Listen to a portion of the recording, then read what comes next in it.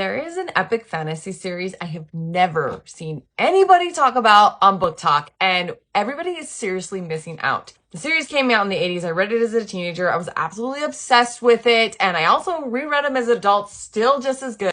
It's the Belgariad series by David Eddings. And it follows Garen, who is a farm boy who is thrust into this world of dark magic that he is very unfamiliar with, but is destined to be a part of, and he has to go on a quest to basically save the world. And he goes with this group of characters who are amazing. I love how every one of the characters is pivotal to the story and how they all integrate the found family, the magic, the sorcery, all of it is just amazing.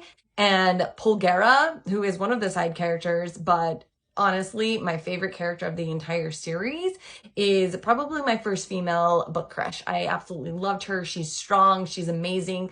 And her story and her grief, everything was just so well done with her. And she's definitely my favorite part of the series, but I loved all the other characters and everything else with this world. There's a total of 13 books in this series. I have read them all because I was seriously that obsessed with this. I could not get enough. And the reading order that they list online is that you read Belgariad and Pulgera's books first.